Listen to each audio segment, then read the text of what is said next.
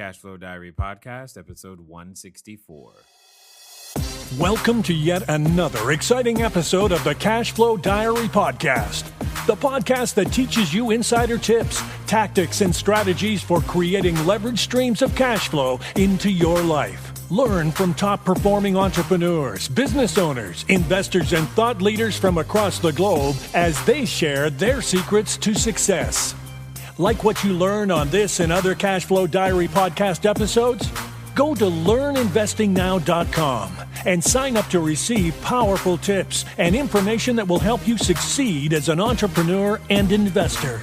Now, here's your host, investor, entrepreneur, business owner, educator, speaker, author, and master facilitator of Robert Kiyosaki's cash flow game, Jay Massey. Okay, and welcome to another episode of the Cashflow Diary Podcast. And guys, you have been asking and we are answering. In this series, you have probably heard some interesting things, but more importantly, we're going to do yet another interview with one of the internal team over here, because you guys ask me all the time, Jay, how do you do all of those things? Well, the key is you don't do them. You find other people who know how to do their job better than you do. As I've said before, and I say again, strive to be the dumbest person in the room. So I'm going to introduce you to a whole bunch of smart people again as we go through this entire series. Now, today, many of you really ask me a lot about the details and the nuts and bolts of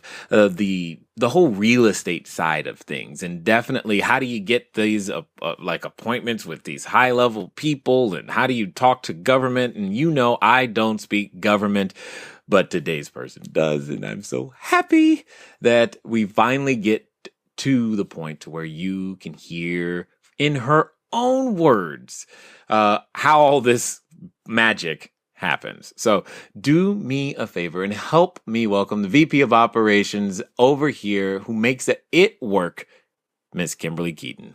KimBerly, you there? I am. Thanks, Jay. I am. You know what? I think they just, I wish, they were like in a room right now. They would just be pummeling you with questions. They probably wish they could ask you so many. So I've got to be careful here, because they're like, we only have such a limited time. And as everyone knows, I could talk about any one of them for a long, long, long time, because, there's so much that each person contributes. But before we go there, give us a little bit of, the background before you were here. What did you do? Did you go to school, degrees, that type of thing, so that we can have a flavor, so I can have a flavor of the type of individual who you were before you came here.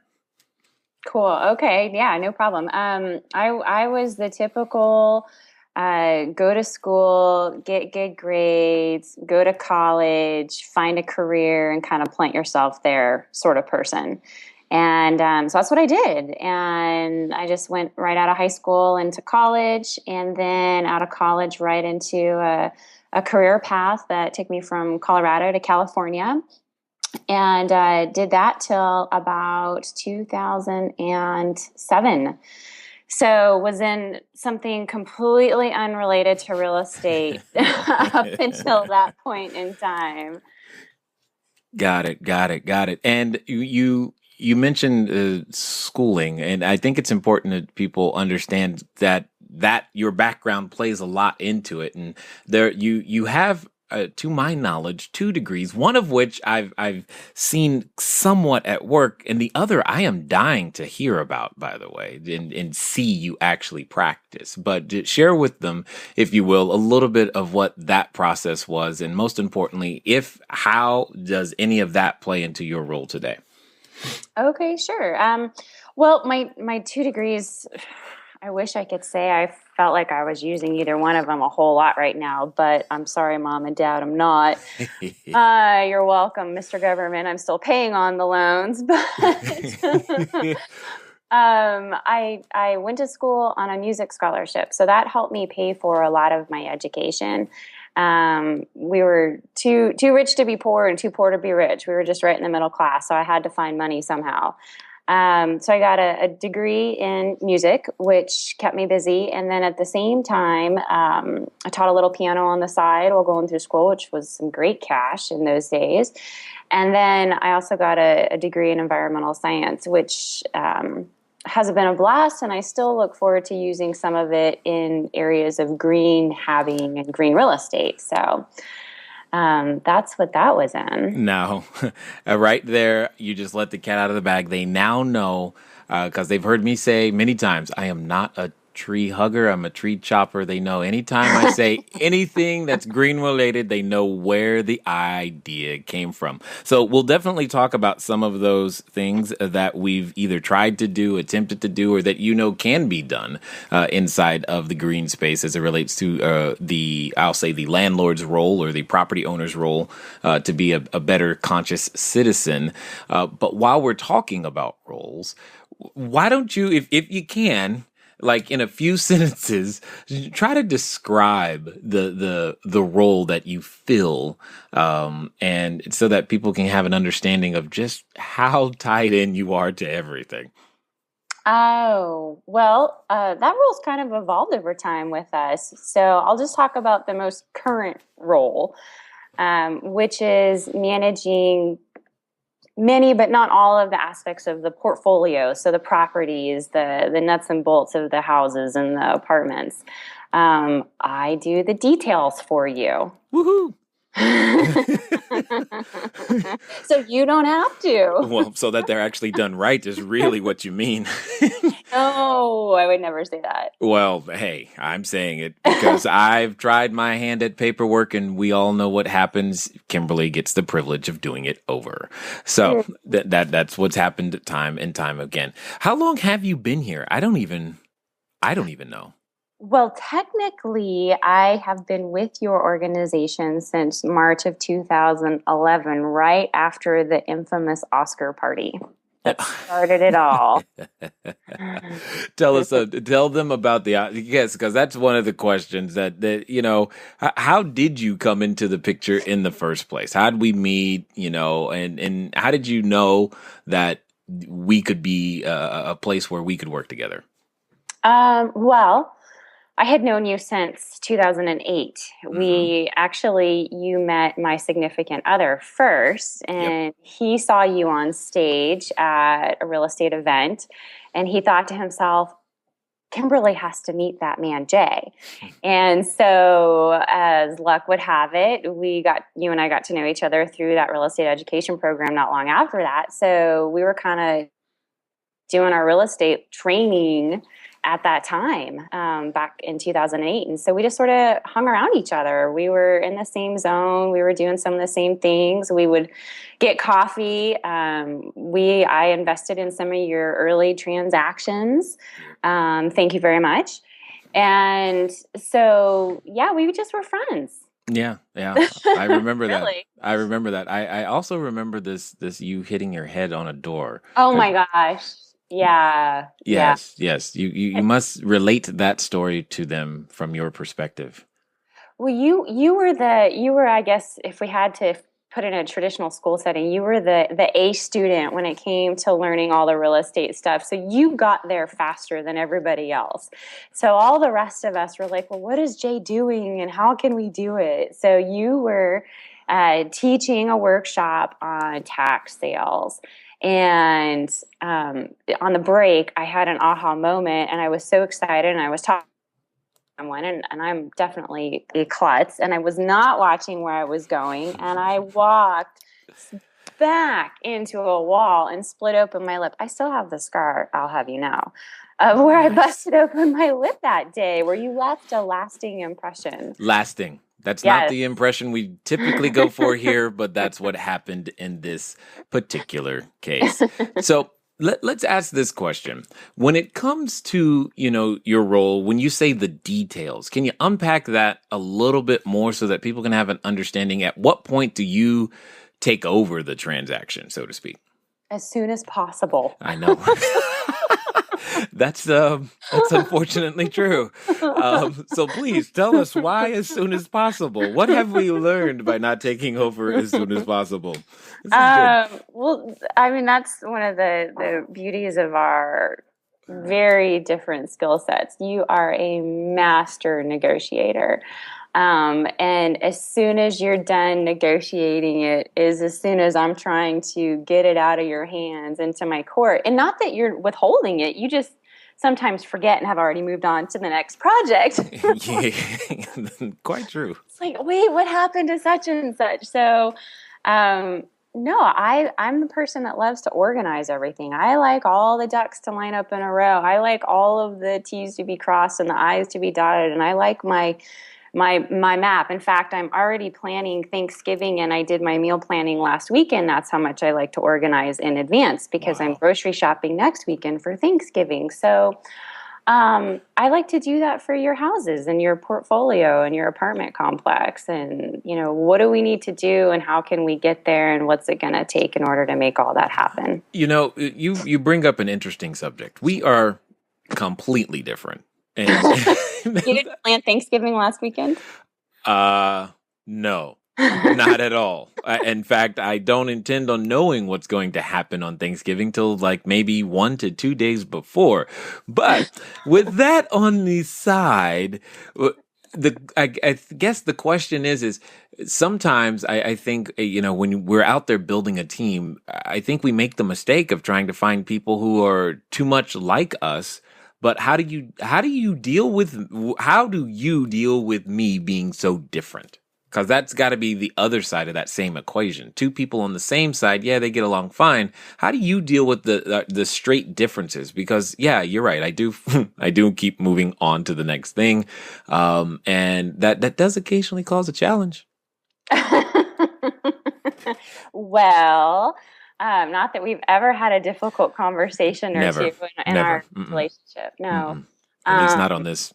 Not right now. No, we're good. No. Well, I mean, honestly, though, it's you and I started as friends and had a mutual respect for each other, and that's always a great place to come back to. I also respect what you do, and don't expect you to be like me. And I feel that you do the same for me. So I think we come from this place of mutual appreciation and acknowledgement of our vast different ways of operating, because we also share the common goal of getting something to work and making it come together. And so, yeah, we just work through it. That's true. That's true. So when it comes down to speaking government, you heard me mention that, and that I call that a very foreign language to my whole entire being. Could you help everyone understand why specifically how that particular skill set has played a role, and more importantly, why they might want to consider someone who knows how to speak that language? Yeah. Well, we've had some fun conversations. Especially as you've grown and your portfolio has expanded, that there's a lot of opportunities out there in the affordable housing arena and in the apartment complex and multiplex arena for incentives that we always hear about. Oh, government money, and how do we get it? And so, you've given me a lot of freedom in our working relationship to pursue things that I think may improve the overall portfolio. And so I had a background with experience in having to interact with a lot of government and bureaucracy from a local level up to a statewide level, and filled out more than my share of grant applications during that time period. And they're so painful. Oh my God, they're even painful for me. And I like details. So yeah, that's been something that's been interesting in a good way to pursue for the apartment complexes, specifically in our situation, and going after funding and tax abatements and learning and looking for ways to leverage relationships that helps get the local officials something that they want and something that makes our portfolio more profitable, which is something we want. Got it. Now, lots of that. So with that being the case, let me ask you this. Would you consider it optional to have someone who speaks government, given what it is that we do? I would say it's optional depending upon what the goals of that investor is. If you are looking to, in my opinion, and it's only my opinion, but if you're looking to just have 8 to 30 rental units and you're going to be done and you're good and you're happy and that's kind of all you really want to do and you're going to pay it off and just go do other things, I'm not sure if it's really that important, because it is, if you haven't done it before, it is a bit of a learning curve. But if you want to grow a portfolio and if you want to, be in multiple states and you want to have hundreds of units, it's not optional. You got to figure it out either personally or preferably with somebody that's already got some sort of inkling of what to do. Got it. So for the entrepreneurs out there who are listening to you going, wow, I wish I had a KimBerly, could you tell them, how can they find someone like you? What would be the best tactic, strategy, goal? How do they attract that person? And most importantly, get them to want to contribute their skill sets to the organization? Okay, well, I'll start with the first part, which is how do you find that person? It's going to be somebody with some sort of professional background. And if you're going to any sort of real estate clubs or you're networking within whatever your current industry is in, I'd start looking around, because the real estate investors have such a varied background and have so many different resources and experiences they come with. You may already know someone that already does it.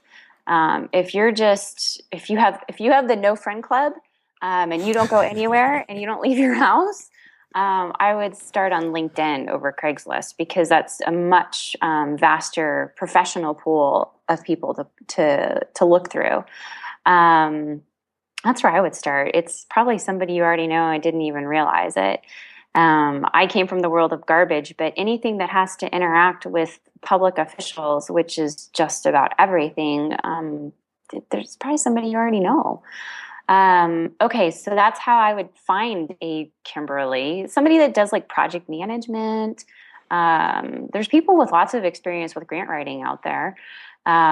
So start in that area. And then what was the other part of the question? Well, how do you, once you found them, how do you get them to want to contribute their services to the organization? I mean, what did you see, or what do you see that got you here, keeps you here, and what can they go create that would do the same thing for them? Well, you have to be super cool, because that's why I wanted to come work with you. So. Okay, let's assume that we're in the process of developing our coolness. Until that's there, what do we got to do? I would be a person of integrity, be a person of honesty, be a person of focus, be a person of direction. You were all of those things. And so that was, somebody that wants to do details and organization. If they see someone that has a plan and a direction, and works with a spirit of excellence, then be that person. Ooh. And you'll start attracting them. You said something I like. I like the way you phrased it. Spirit of excellence. Explain that. Describe that in your own words for us, please. Well, okay, now we're going to start to have a philosophical conversation that could start to tread into a spiritual conversation. But that's completely fine, because at the end of the day, yes, we execute and show our genius when it comes to real estate. That's how all of our skill sets come together to express themselves. But when it comes to this area of attraction of the correct, individuals to execute the vision, on some level, there is that, higher level, what we're talking about. We're not here to just do real estate, but you started hitting on it when you start talking about those characters. And I like the concept of the spirit of excellence. I really want to understand what you mean. Well, I can't claim it as my own. I borrowed it from Danny Johnson, so all credit goes to her for sure. But the spirit of excellence, the way I interpret it, is just all of those characters I was mentioning before, but it's that internal belief of what each of us has inside of us for why we do what we do, and operating with excellence or integrity or honesty, no matter what the circumstances are in front of us. And that's not always easy. You and I have been through some pretty challenging times. And there's certainly temptation as you go through some of those really hard moments to take the easy path, but not the right path.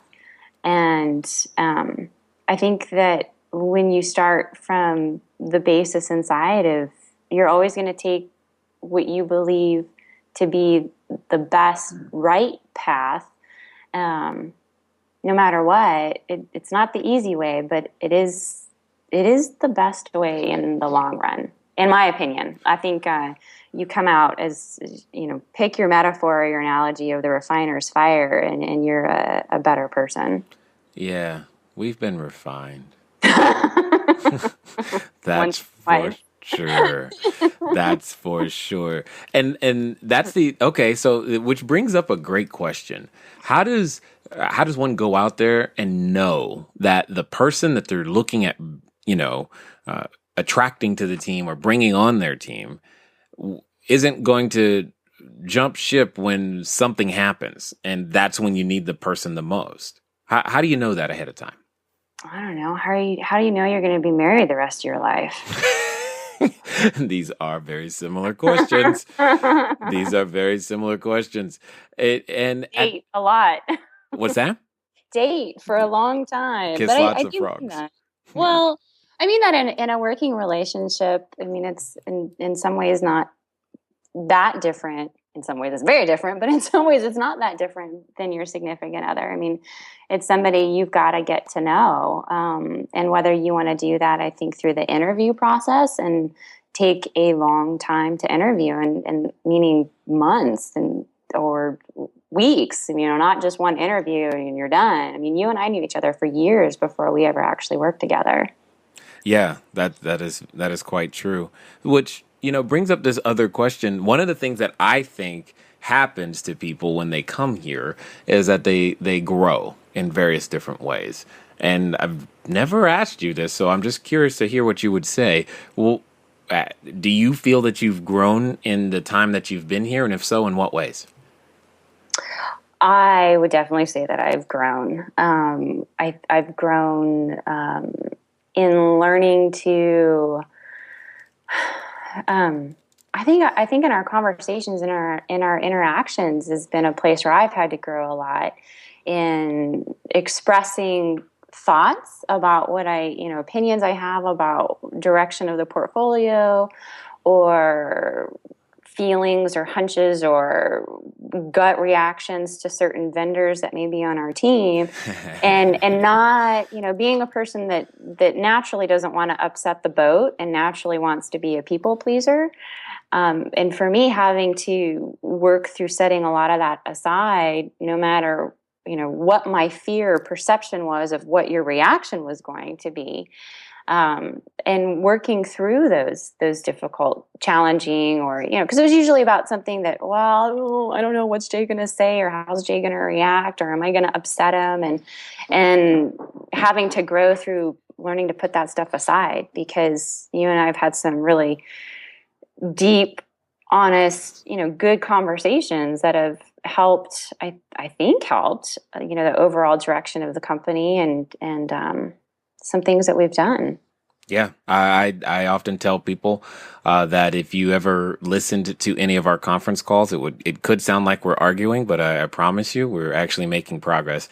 We come out better for it. We have very, very strong opinions about many different aspects, but they're the very things that I invite because I think we make something better together with those strong opinions properly voiced in the correct forums, so that we have the ability to go out there and serve more and more and more and more people. And that's one of the things that I get excited about, is that we can do more. Our capacity does increase.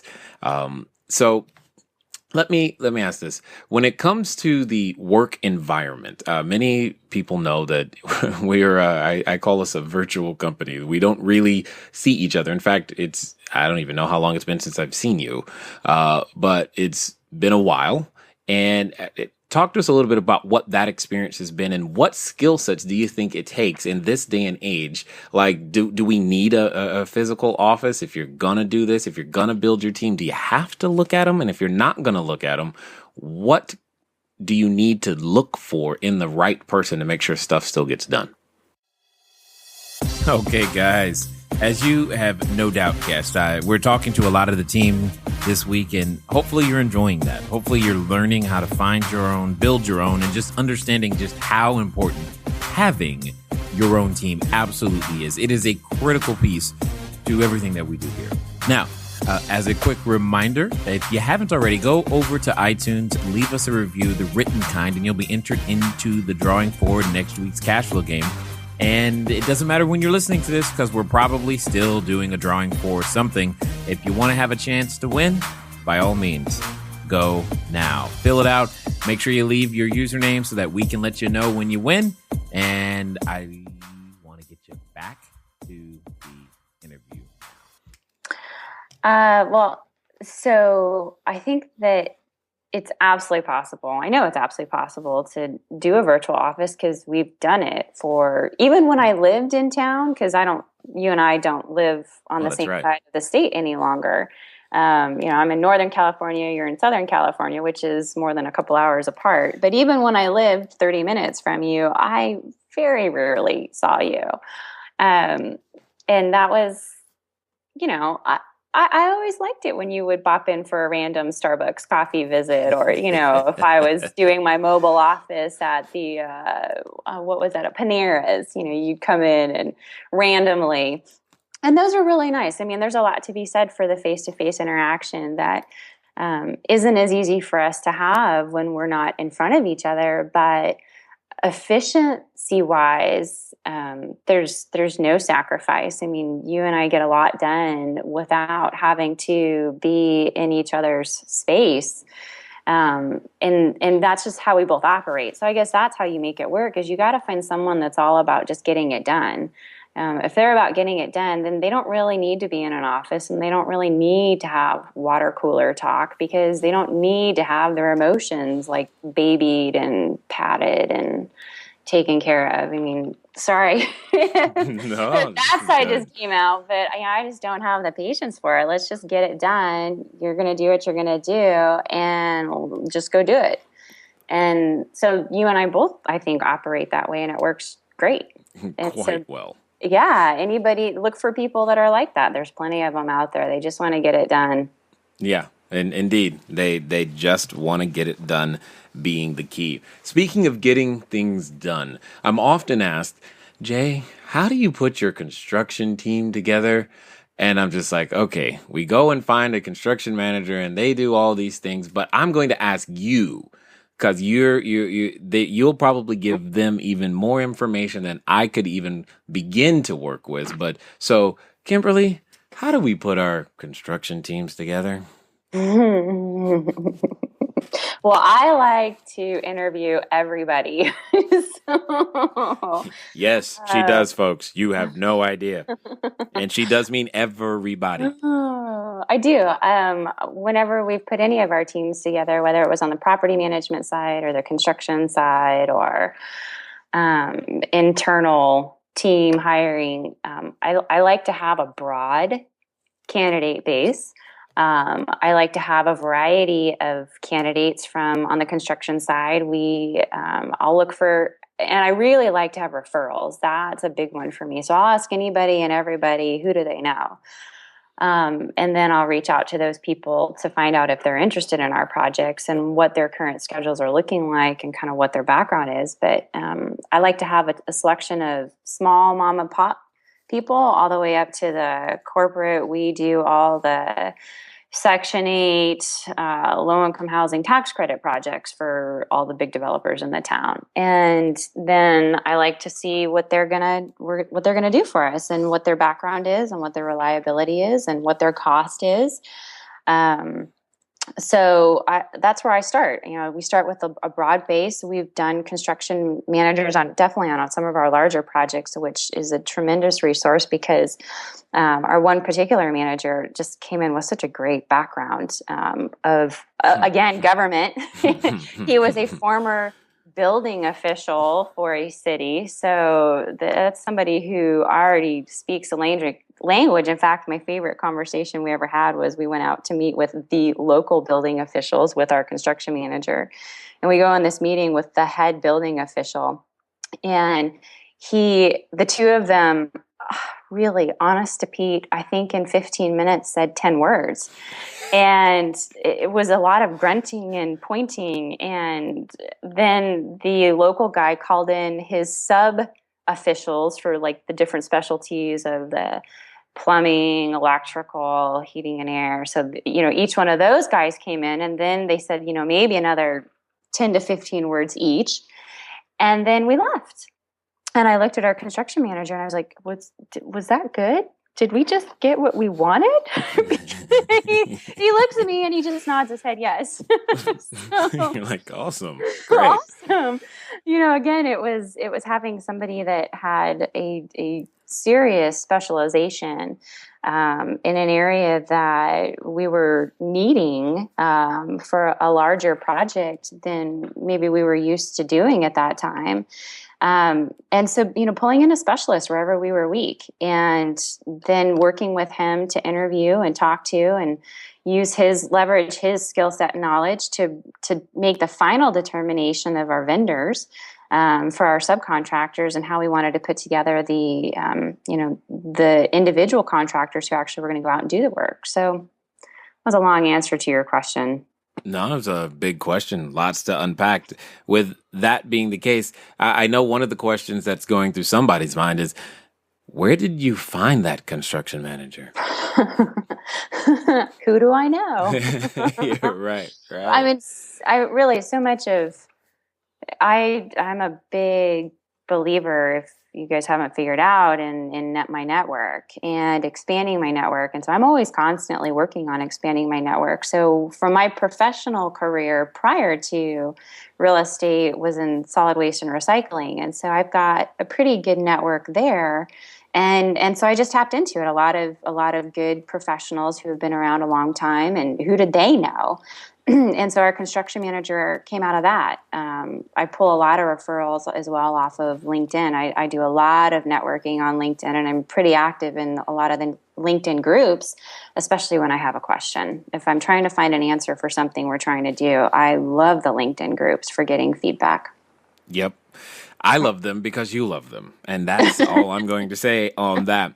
As you talk about your history with the government and solid waste, etc., I know there have been times where you've actually taught classes on things that are environmentally conscious for that maybe a number of our listeners would absolutely love to hear. What would you say are some of the top 3, top 5 things, someone who's out there looking to be involved in real estate, whether they're rehabbing or just a landlord in general, that they could do to go out there to be more environmentally friendly at the same time?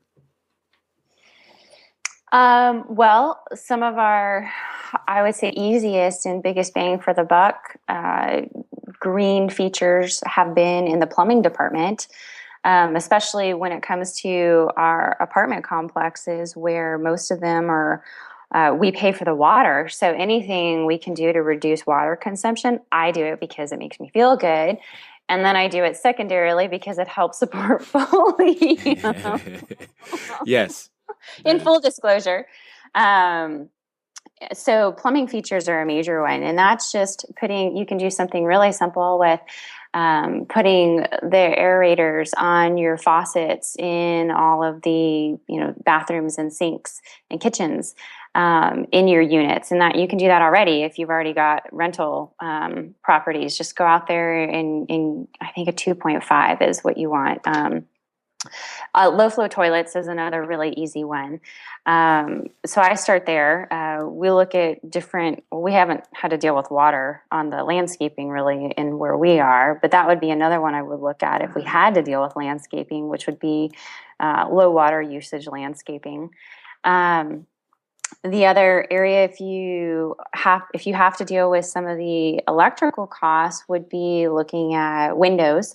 Dual pane windows are a real easy one and a really nice feature. The other ones we've done, which have been kind of fun and are a double benefit again because it's green, and then also because it's good for the portfolio, is flooring is a really easy one because that just kills us every time we got to replace a floor. Mm-hmm. So if we can put in a nicer floor in the front end and something that doesn't have to be replaced as often or at all, and it can be of some sort of green material or some sort of low VOC material, then that's usually pretty cost effective and a really easy addition to the rehab project. Got it. Couple of things, just because I remember when you were saying these words to me the first time, it sounded like Greek. You said aerator. For those who may not know, what's an aerator? And you said you need a 2.5. 2.5 what? So water usage is in gallons per minute typically. And so you're looking on your toilets and on your faucets for the lowest GPM, gallons per minute, or gallons per flush. It might be a GPF on your toilets. And so you're looking for whatever uses the least. And so if you can find 2.5, or actually I think you can even go down to a 0.5 now that I'm talking out loud, on the aerator, where an aerator is like a little filter that you just screw onto the bottom of the sink faucet. And I'm sure you can pick them up at Home Depot. All of our vendors managers just go get them and put them on, so I don't have to do it. But yeah, it's a super simple feature. Ace, Home Depot, Lowe's, they'll all have them, and you can pick them up for like a couple bucks, or it's super inexpensive, and just twist them on the bottom. Excellent. And then the other one, because I remember the first time you were telling me about it, you were trying to convince me to spend more on flooring than you just spend more on flooring. And I'm like, for what reason? But okay, KimBerly's probably right. So let me listen. And you started using the term VOC. Explain to us eventually, again, the type of flooring and what VOC means. Well, on some of our units, we've used Yes. Well, okay, so we've upgraded because we used to do, and we still have done, lipstick on a pig rehabs, which there's nothing wrong with. And our lipstick on a pig rehab for some of our rental units was just to paint a concrete floor, and it actually looked pretty good. And so when the painted floors were having no problems renting, then we started having this conversation though that, you still got to repaint because it'll scratch. And so in some of our later rehabs, we had this conversation about doing an epoxy coating. And epoxy you can get in all sorts of, it can be colors, it can be clear, it can be anything. You could even do a concrete stain. You could do either one of those. And so we went the route of an epoxy coating on some of our later rehabs that, again, low VOC is volatile organic compounds, for those of you who don't know what that is. And there's nothing wrong not knowing, because it's a big word. And if you haven't researched air quality, why would you know? So basically, it's that stuff when you get in your car or you walk into a house and you go, oh, that's that new car smell, or oh, that's that fresh paint smell. It's a new house smell. Well, I hate to tell you, but that's your brain cells dying. Nice. That's you being exposed to carcinogens. So, anything you can do to reduce that, good for the environment, and it's really not that much more expensive. It was enough to get my attention, but I agree. That was the epoxy. Yeah. Which we'll never have to do again. Once the epoxy was down, you never, ever have to do it. And ladies and gentlemen, that was the reason. She said, never have to do again. I'm like, you mean like never, ever? That number makes sense to me, and that's why she does what she does. So, would you say that you have to sacrifice profitability in order to be green? No. Because I know that someone's thinking that. I was thinking that. No, you can absolutely have green features without sacrificing profitability. That's good. Oh, so with all of these things being said, what would you say to someone who is out there for the first time? They're like, okay, I've listening to everything you guys have got to say. Is it what advice would you give them? Think they're just beginning, to get their portfolio together. How do they go about building the team? What if you had one thing you could tell them? What would it be? If they're feeling like I've tried people and none of them work, Mm-hmm. how do they solve these problems and how do they get their business off the ground? Great question. One of the simple, easy ways that I would advise is open up an account on Odesk or Elance and look for small things in your day-to-day operations or portfolio or life that you can begin outsourcing, even if it's just downloading utility bills or following up with your property manager once a month. There's small little repetitive actions that have to be done on a daily, weekly, or monthly basis in your business for everybody. And so start small and hire a couple people on Odesk. Because again, you heard me say earlier, I like to have lots of vendors to test. And so we've certainly used our fair share of overseas people, and I've tested several of them, and I'll eventually reduce it down to a couple. Or I like to also just have individual people that do very specific tasks, so I know that task will get done. It works really well instead of having one outsourced person do all of your little tasks. I like the many hands light work kind of philosophy. So that's where I would start. Start, some super inexpensive, couple bucks an hour person to help you with just some basic day-to-day, month-to-month stuff that you can start getting off your desk right now. Excellent. Love it. Love it. Love it. I definitely thank you for taking the time to invest here, and hopefully hopefully it'll cut down on the number of emails, but maybe we created a few more as it goes. But I definitely appreciate, I know you know this, but I'll say it again. I appreciate everything that you've done, do, and continue to do for us and all of our investors and every person that listens to help us go out there to continue to provide clean, safe, affordable housing to people that need it when it matters most. You're welcome. Thanks. All right, ladies and gentlemen, you know what time it is? It's time for you to move at the speed of instruction. What does that mean? That means you might want to get a LinkedIn account. You're like, hey, LinkedIn would have never used it that way. That could be the very place you find your next team member. As you heard KimBerly speak, there were a number of keywords, a number of occupations, a number of backgrounds that you could easily type in to a search engine such as LinkedIn. Yeah, I called it a search engine. I know what it is, but I think of it as a search engine because if I'm searching for a person, that's a good place to find it. Put those keywords in, see what pops up, begin that process. Build your team, find that detailed person, and if you need someone to speak government, well, you know what to do there too. It's been fun talking to you, and I'm glad that you take the time to listen. I look forward to talking to you guys soon. Until next time.